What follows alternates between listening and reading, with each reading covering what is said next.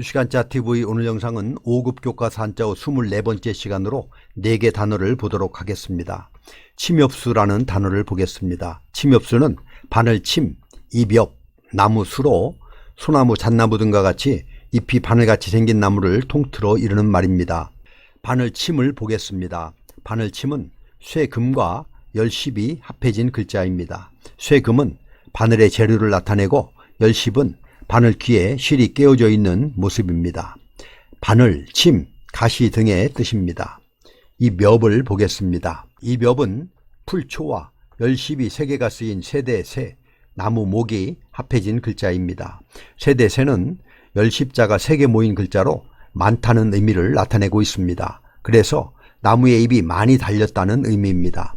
잎이라는 뜻이고 또 낙엽이 떨어지면 한 해가 지나가는 것이기 때문에 세대나 시대를 뜻하기도 합니다. 나무수를 보겠습니다. 나무수는 나무목과 세울주가 합해진 글자입니다. 세울주를 보면 북주와 마디촌이 합해져 있는데 북주는 장식이 있는 북을 받침대에 올려놓은 모습으로 손으로 북을 받침대 위에 세우다 하는 의미로 세우다, 서다 라는 뜻을 가지고 있습니다. 그래서 나무수는 세울주에 나무목이 합해져서 나무라는 뜻과 함께 나무를 심다, 세우다 라는 뜻을 가지고 있습니다. 그래서 침엽수는 바늘침, 잎엽, 나무수로 소나무, 잣나무 등과 같이 잎이 바늘같이 생긴 나무를 통틀어 이르는 말입니다. 통일이라는 단어를 보겠습니다. 통일은 거느릴 통, 한 일로 나누어진 것들을 몰아 하나의 완전한 것으로 만드는 것을 말합니다. 거느릴 통을 보겠습니다. 거느릴 통은 실사와 채울충이 합해진 글자입니다. 채울충은 소전을 보면 배가 볼록한 사람을 그리고 있습니다. 식사를 하고 난 후 배가 가득 찬 모습입니다. 채우다, 가득하다의 뜻입니다. 거느릴 통은 실사와 채울충이 합해져서 실타래에 가지런하게 채워져 있는 것은 잘 통제했기 때문이라는 데서 거느리다, 합치다, 개통, 실마리 등의 뜻을 가지고 있습니다.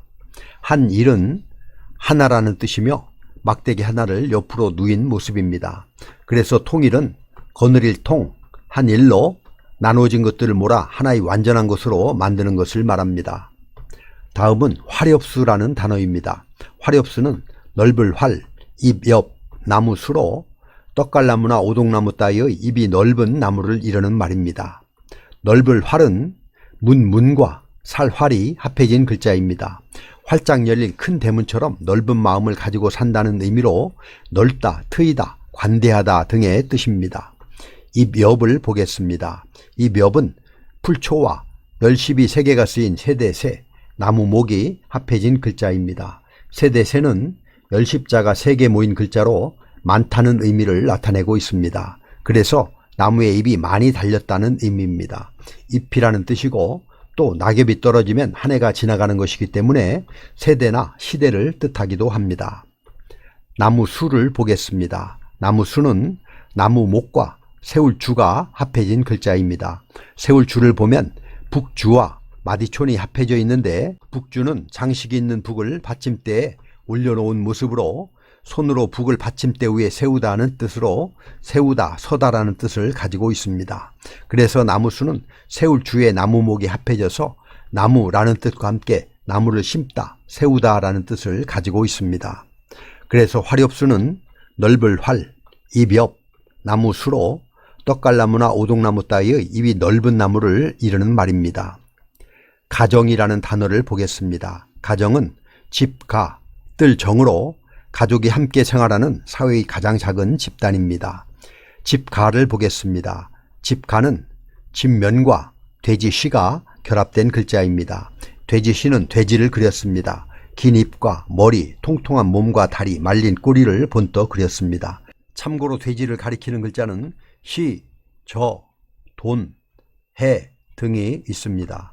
집안에 돼지가 있는 집가는 돼지를 가축들 중에서 최초로 집안에서 길러서 생긴 글자입니다. 집이라는 의미에서 집안, 학파, 학자, 전문가 등으로 뜻이 파생되었습니다. 뜰정을 보겠습니다. 뜰정은 집엄과 조정정이 합해진 글자입니다.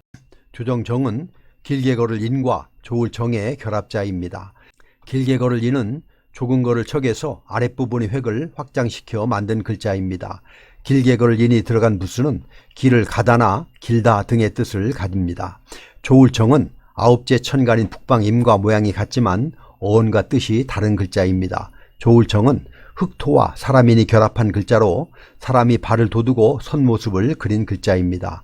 조정정은 길다는 뜻의 길게 걸을 인과 선 모습의 조울정이 합해져서 왕 앞에 신하들이 길게 늘어서 있는 궁궐의 안뜰을 그린 것인데, 이후 임금과 신하들이 나랏일을 의논하고 결정하는 조정을 의미하게 되었습니다. 그래서 원래의 안뜰의 의미를 살리기 위해서 조정정에 집엄을 합한 뜰정이 만들어지게 되었습니다.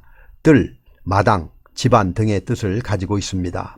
그래서 가정은 집가, 뜰정으로 가족이 함께 생활하는 사회의 가장 작은 집단입니다.